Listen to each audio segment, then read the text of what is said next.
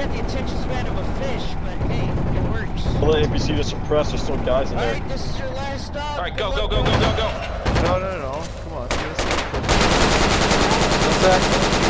One round's out at the top. Yeah, that's how you take a tree line! Shit!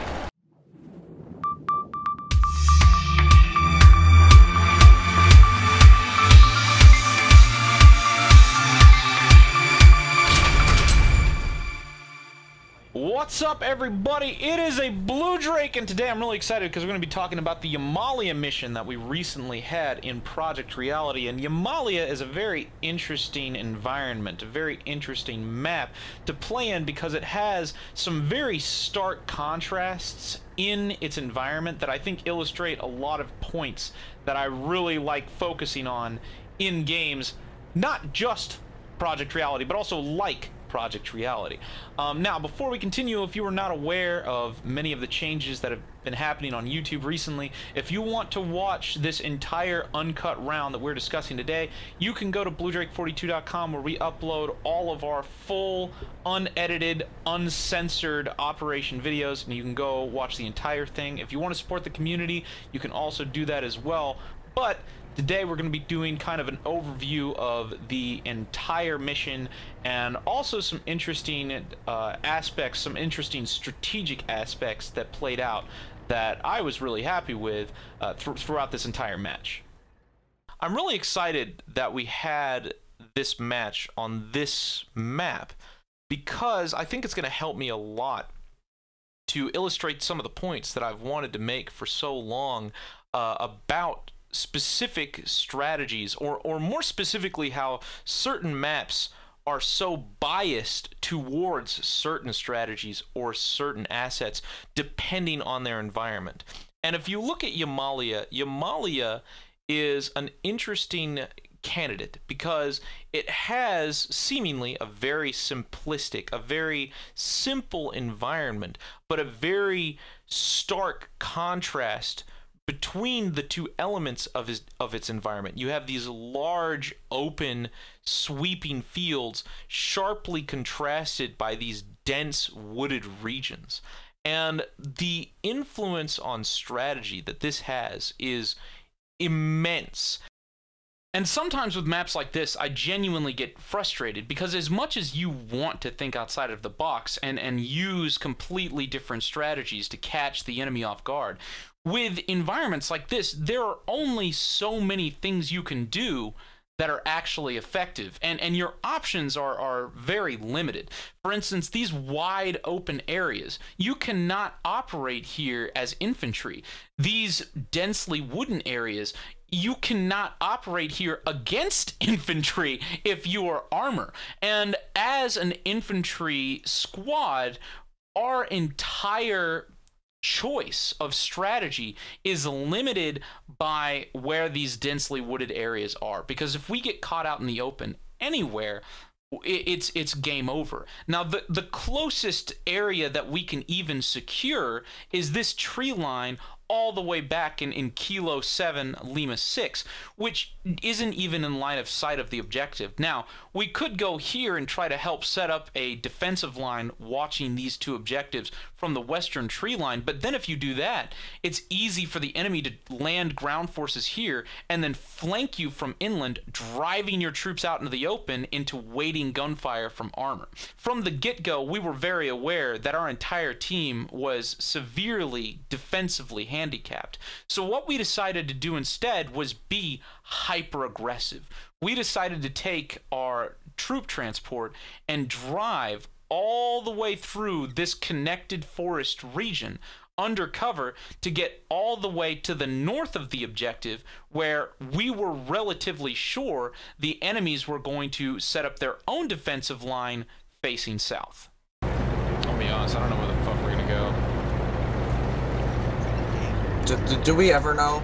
Exactly. Tango 3 and Tango 2 are gonna be fucking retarded, so like, maybe we can rush those, but we're already a little bit late. Mike 3? They're there. Mike 3? Yeah, play the outsides. That's not a bad idea, I guess. But if we end up being useless, like we're not gonna be able to maneuver at fucking all. You know what we could do? We could go all the way around and then get north of Tango 2 in the J1 area. Like if we win. Yeah, let's do that.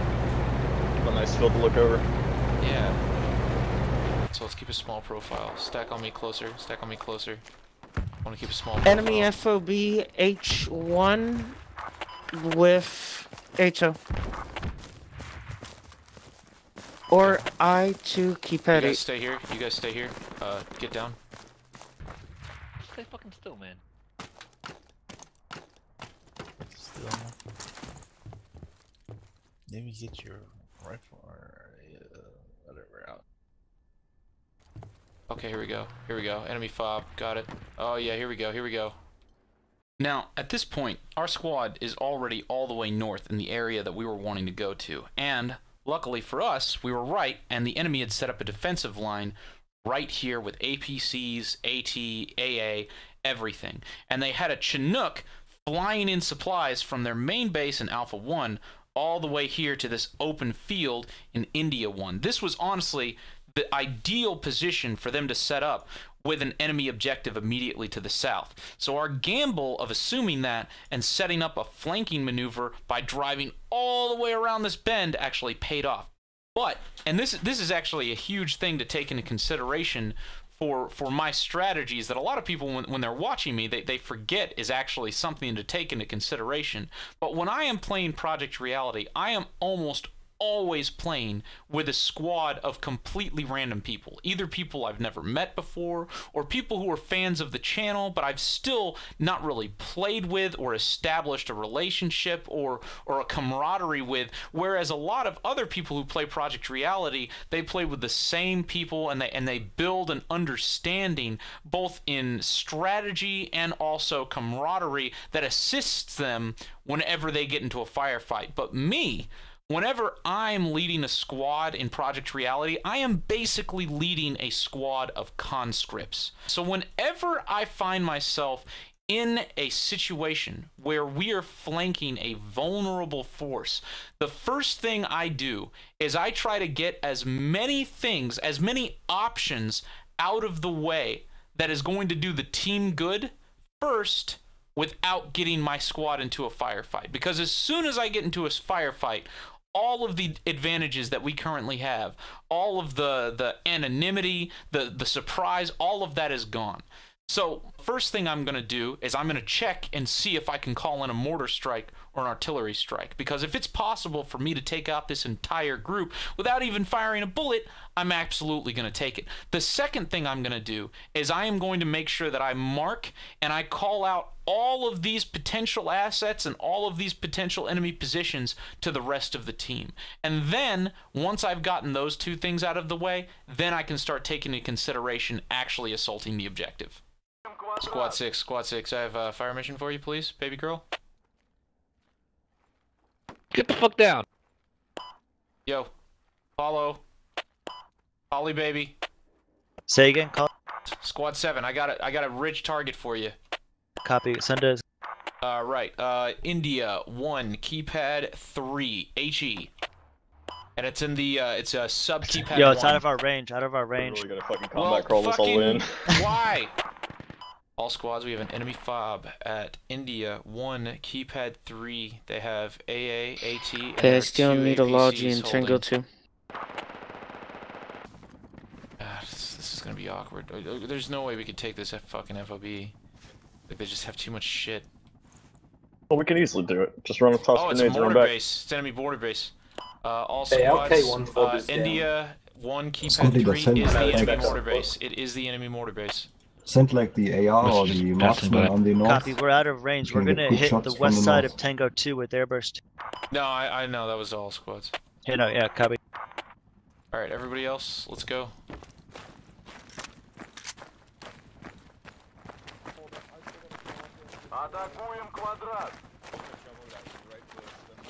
I don't know how many there are. It's definitely a full squad. Spread out, guys. Spread out a little bit more. Grenades can smack us, guys. Spread out. Lead with grenade. Yeah, we'll leave with a grenade. This is Squad 6. We're defending Tango 4 from the mortar section.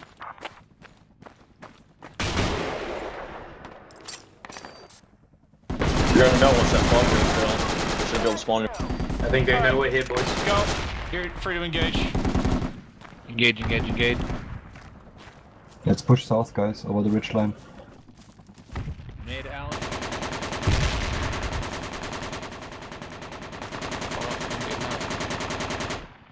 We're dropping mortars at Tango 3 at the island. What the fuck? Juliet 5. That's weird. Back up. I don't remember shooting my weapon. Friendly going into mortar pit. Contact down. Behind us. Behind us. Yeah, check your B6, East. guys. All squads APC or Is that tank enemy in the possibly field? spotted Enemy in the- India no, it's 5 skinny. area heading south. Yeah, they're flanking from the southeast now. That's you guys I'm shooting at, my bad. Yes, he's fired. The southeast. All right, let's everybody move on me. Move on my position. We'll hold. Now, this next exchange was really interesting. Well, we had successfully taken out the enemy mortar base, and this is something that, if played right, can be very effective because mortar bases can only be built once, and in order to build them again, you have to destroy the mortar base to move it somewhere else. So normally when I take an enemy FOB that has a mortar base on it, I am going to hold that mortar base to deny that team of mortars for the rest of the round. Now, we are not sure if the logistics chain had gotten informed that we assaulted and taken this objective just yet, but they also had a Chinook flying supplies, probably for the mortar base, carrying shells, etc., to India 1. And the next time that the Chinook made its run, well, we were there waiting for it. Incoming.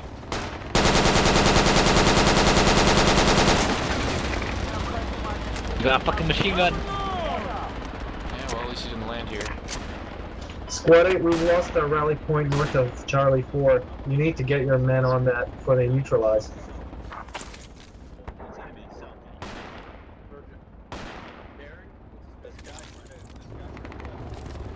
Incoming again.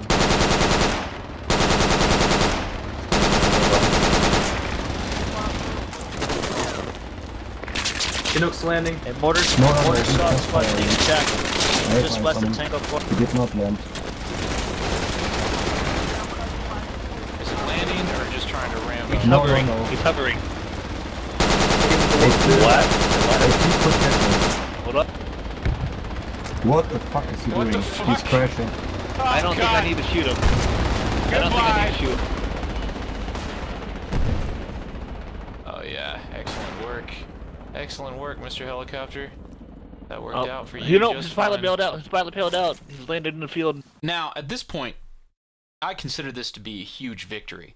Our primary objective that we need to take is immediately south, and these two positions are incredibly vulnerable. If you try to rush and stack infantry on this island surrounded by open area, it's basically mortar bait, because the enemy forces can set up along this entire tree line, making them really hard to spot out. But all they have to do is basically blind fire on this single point with mortars, HE, tank rounds, anything they have, and they can shoot your entire team that is defending that objective like fish in a barrel.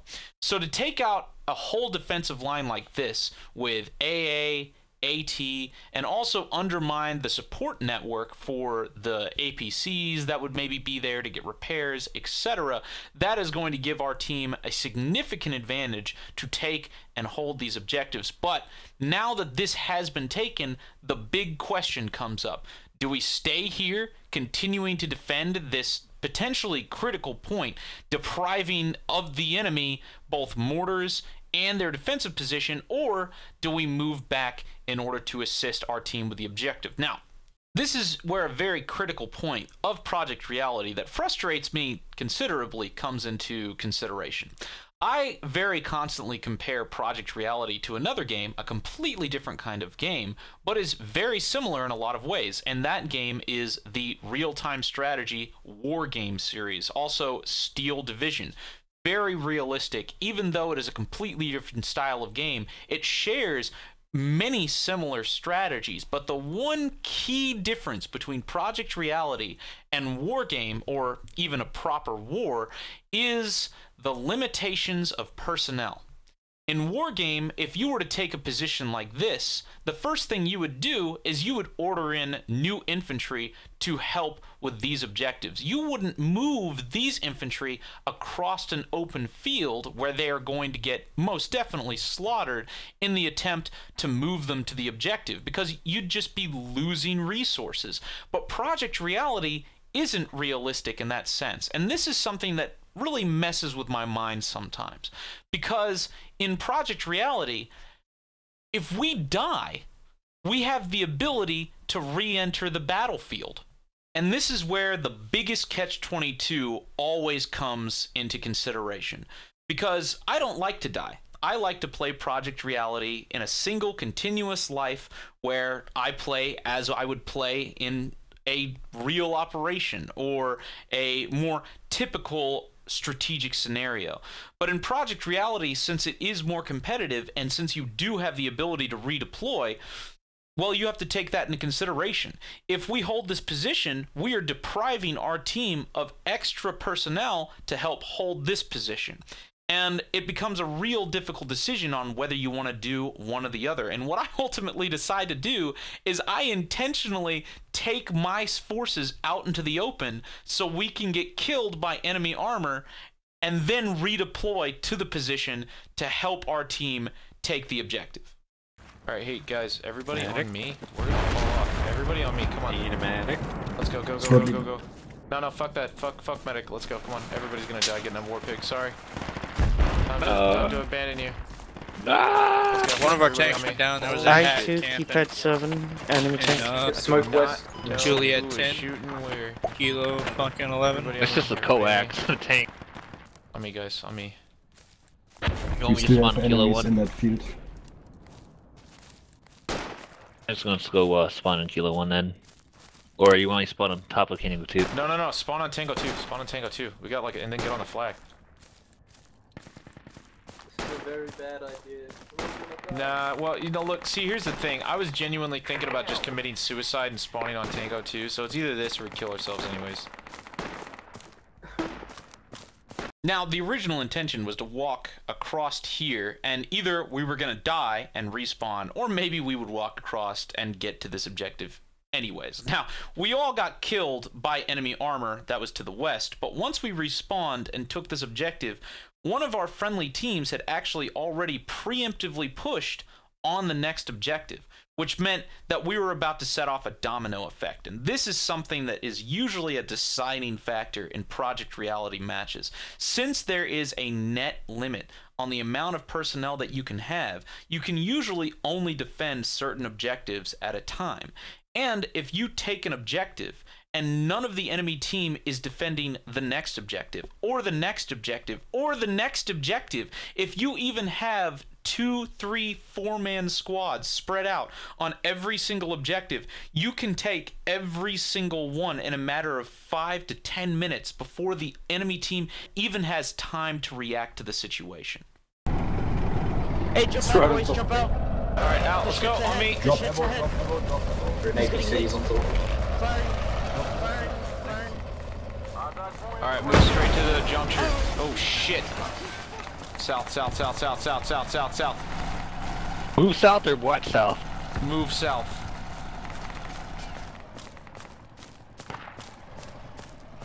And then stay tight on me. And we're gonna push west, and we're gonna get to the compound, and we're gonna hunker down, because that's the only place we're gonna survive. F3, there's a tank. Compound's clear right now. We got a bunch of people in the basement just hunkered down. Move. That's enemy. Nope. Let them fight it out. They'll fight it out. It's not clear outside. Our best bet right now is to have them not give a shit about us, or we could win the game. Yep. Get better. He almost got a toe in the butt. Wait, Are we up for a blue? Good job, Blue. And by triggering this domino effect and moving to the last objective before the team had time to react, we won by almost 400 tickets, which in wargame terms is a total victory. Now, I hope you guys enjoyed this video. I hope you guys enjoyed this overview. If you want to watch the entire video, which YouTube does not like me uploading to my main channel, but you can watch it on our website, and you can become a supporter if you want to help support our servers that we play on, and if you want to see more events like this one, but with free Candy Van, and maybe even on Squad, World War II Online, etc. Hopefully this is going to be a whole new era of content. I really like the fact that we have our own website where we can finally control everything ourselves, we can do things our way, and we can focus on the games and the experiences that we want to focus on instead of always trying to like scramble for all the trendy things that YouTube wants us to do. And of course, if you also want to go subscribe to my second channel, and if you want to go follow me on Spotify where I release music, I actually just got a record deal offered to my group last month. But we didn't take it up because it was, I guess it's kind of similar to signing to an MCN, so I guess we have to wait for a deal that's not so one-sided. But thanks so much for watching, guys. Make sure you stick around. You can subscribe, or you can click the notification bell if you want to keep track of when these come out instantly. And I will see you guys in the next video. And I love you. All right, bye.